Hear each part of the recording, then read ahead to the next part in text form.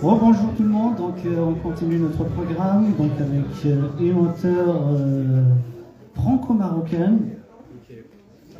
Elle travaille dans le milieu culturel, elle a publié déjà un roman, par la suite elle a publié 2 recueils de poésie. Le dernier c'est L'Odyssée des possibles, publié chez les éditions Mindset.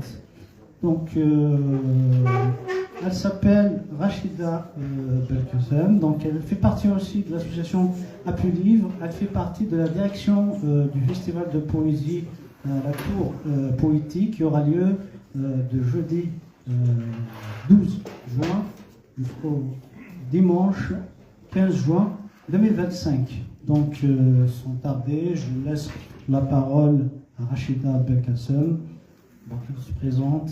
Et elle nous parle un petit peu de ce dernier recueil de poésie, de nous lire quelques poèmes aussi.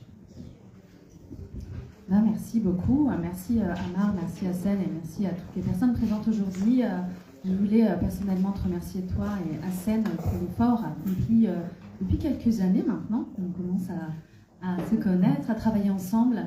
C'est pour moi une belle découverte. C'est très important pour moi d'être là aujourd'hui. Ça aussi symbolise le nouvel an berbère, avec tout ce que ça comporte. Depuis tout à l'heure, on a des témoignages qui tournent autour de certaines thématiques de l'humanisme, de la nature et des choses qui nous unissent. Et c'est vrai que le Nouvel An berbère a cette force de ne pas enfermer, d'ouvrir comme ça des fenêtres et pas des portes, mais en tout cas de permettre certains ponts.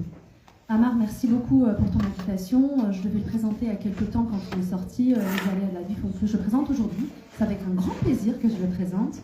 Me présenter.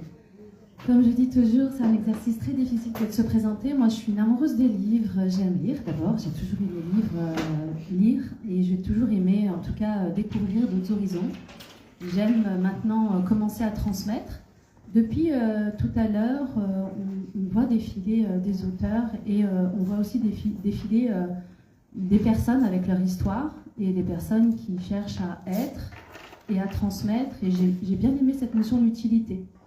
Et pour me présenter, j'aime aussi être utile, mais utile pour soi, c'est un peu de l'ego, parce qu'on part de soi toujours. Pour être utile, on imagine, et comme ça on projette ce qu'on a envie de projeter chez l'autre, de ce qui serait éventuellement utile. Moi, à travers ma poésie, à travers mes écrits, j'essaye de partager, et j'essaye surtout, c'est pour ça que le titre s'appelle L'Odyssée des possibles, qui a été édité chez Mindset cette année, donc une maison d'édition en France, au mois de septembre. On connaît tous l'Odyssée, et l'Odyssée, c'est un voyage. Et nous sommes pour moi des êtres de voyage, nous sommes des êtres qui allons à la rencontre de soi à travers les autres, à travers leur histoire, à travers ce qu'ils ont à nous transmettre. Et dans l'Odyssée des possibles, j'ai aussi trouvé intéressant, on parlait de BD juste avant, et c'est vrai que la BD aujourd'hui, elle semble répondre à une certaine attente peut-être de la jeunesse. J'ai découvert Fouad dans sa BD, c'était très intéressant, et je trouvais que c'était quelque chose qui répondait à peut-être la jeunesse d'aujourd'hui. Mais j'ai eu aussi envie d'avoir ce challenge, de me dire, de réinstiller de la poésie auprès des jeunes. C'était pour moi très intéressant. J'ai été accompagnée par une artiste plasticienne marocaine qui est très connue de l'autre côté de la Méditerranée, mais qui commence à être très connue aussi au niveau international, puisqu'elle a pu aller emporter toutes ses œuvres à Madrid, à Turin, en Allemagne, enfin un petit peu partout dans le monde. Donc ma poésie est accompagnée de peintures pour aider le lecteur à aller à la fois vers des images dans son imaginaire et de s'imprégner de mes mots. Donc voilà pour l'Odyssée des possibles.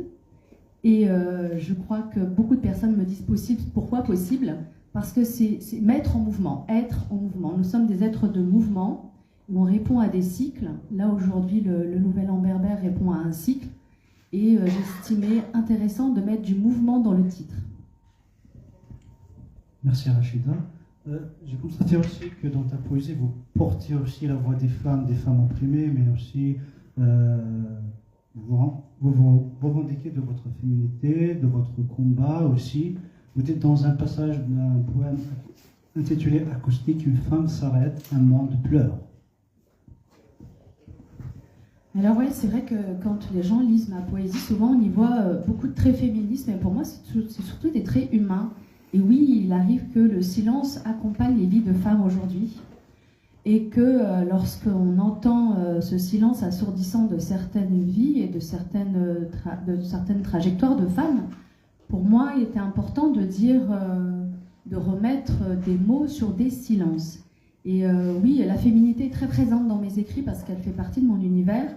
Et elle est aussi importante pour moi de pas de la revendiquer, mais de la laisser un peu naviguer parce que c'est quelque chose sur lequel je suis très à l'aise. Mais c'est surtout important de dire que dans la féminité, on peut y retrouver beaucoup de choses, beaucoup de belles choses. Et je ne vais pas dans une sorte de combat de femmes, mais je pense que, en fait, dans mon autre côté préventeur, je suis aussi préventeur en santé au travail, parcours de femmes et de santé, j'ai vu beaucoup de femmes avec des trajectoires où le silence était très présent. Il a parfois fallu pour certaines femmes d'attendre 10, 15, 20, 30, 40, voire peut-être même toute une vie, de vivre dans le silence. Et j'ai trouvé intéressant en tout cas cette thématique-là, le silence, c'est une thématique qui, dès mon premier roman, dans La Révolte des secrets, l'a habité complètement. Et il était important pour moi d'essayer de comprendre qu'est-ce qui se cache derrière le silence, en tout cas, notamment effectivement, comme tu le dis, Amar, le silence des femmes.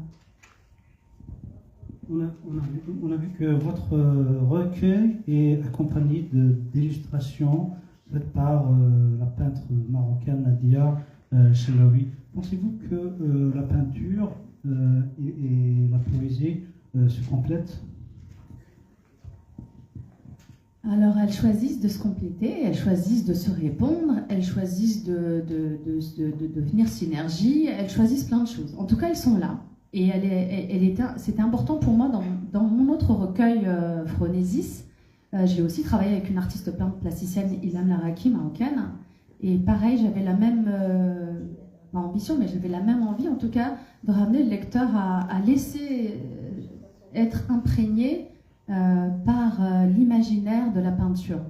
Pour moi, un art ne vaut pas un autre, mais un art plus un autre, pour moi, c'est l'histoire de plus.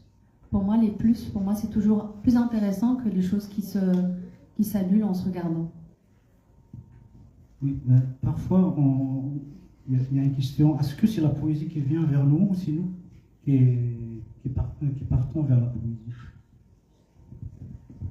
C'est personnel et je crois que je suis de ces personnes qui pensent que rien ne vient à nous par hasard. Voilà. Je suis quelqu'un de très intuitive et je sais la force des éléments ou des événements qui viennent à nous. Pour moi, il est important de se laisser, en tout cas choisir, et de se laisser cette possibilité de choisir la poésie ou de choisir autre chose. Mais le choix, il est presque comme plein de choses dans nos rencontres, dans nos choix de vie, dans nos parcours. On pense souvent que nous faisons des choix. Pour moi, je pense qu'on se laisse choisir par un destin et parfois on se permet. Et se permettre de choisir de la poésie, je trouve que c'est un art, en tout cas, qui est un art noble et avec lequel on peut ouvrir beaucoup de portes. En tant que française, mais aussi d'origine berbère, est-ce que en fait la poésie, est-ce que en fait ce métissage, en fait, ce double culture vous a permis de voyager plus dans le monde de la poésie, d'avoir plus d'imagination, d'imaginaire? Oui, j'ai eu cette chance d'être berbère, tout simplement, au-delà des origines, en tout cas, oui. C'est l'imaginaire de ma grand-mère, de mes grands-parents, de mes parents, de mon père, etc. m'a permis aussi de me nourrir. C'est vrai que c'est une transmission orale. Elle devient de moins en moins orale, Dieu merci. Mais c'est d'abord une transmission orale. Et dans cette transmission, j'ai toujours eu, en tout cas, cette curiosité de me dire qu'est-ce qui se passe quand on transmet de la nature, des mots, des citations. On a beaucoup de citations, que ce soit au Maroc ou en Algérie. On a beaucoup de citations. Moi, j'ai la chance d'avoir aussi rencontré des femmes de tout le continent maghrébin, notamment de la culture berbère. Et on se rend compte, cette transmission orale est toujours tournée autour de la nature, avec des rythmes, avec des choses qui sont comme une sorte d'ancrage. On peut le faire le parallèle avec d'autres ethnies, bien évidemment, mais en tout cas, oui, effectivement, ça m'a nourri, ça m'a guidé, ça m'a inspiré, mais ça m'a surtout permis de me connecter à l'autre. Maintenant, on laisse le public découvrir notre belle plume. Merci. Donc, je vais choisir de lire certaines poésies. Alors, on va lire Chorégraphie des cœurs. Un corps, en fait, affranchi des tourments, serrant de la main gauche un chapelet d'amertume, vibre, danse, un vent guérisseur souffle sans bruit, accentuant la danse, au rythme du bercement des branches d'arbres, voluptueusement dérobant un sort céleste, danse à la force des rêves des hommes.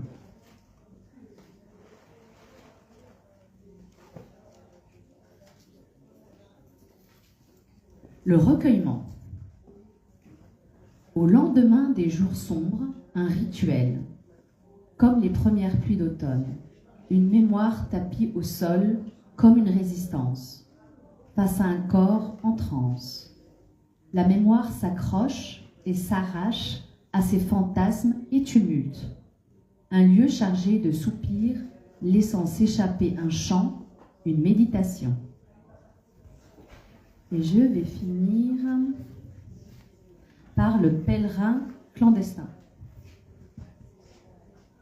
Sous une lune dominante, d'exil en exil, il rôde, recherchant le purgatoire des innocents, évitant les lieux funestes et sépulcraux, il rôde, recherchant le moindre signe, il rôde, recherchant la proximité d'un ciel protecteur, comme une symbiose des éléments.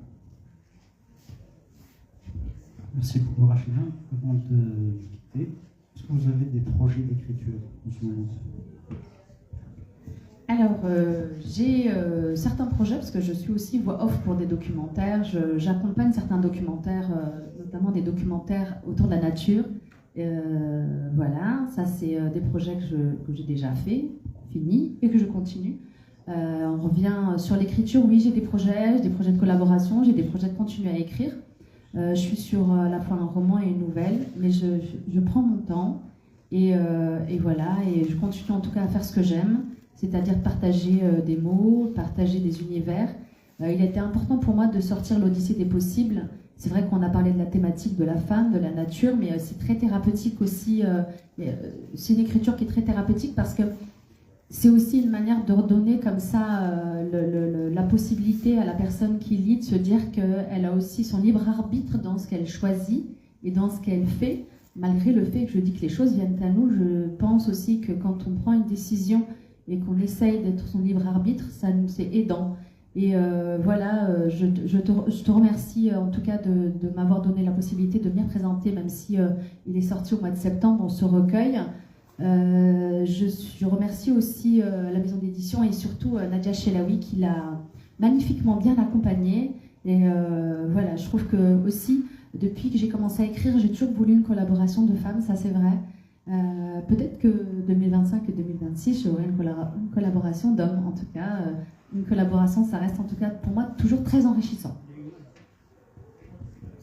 Donc avant de finir, donc, je dis que Rachida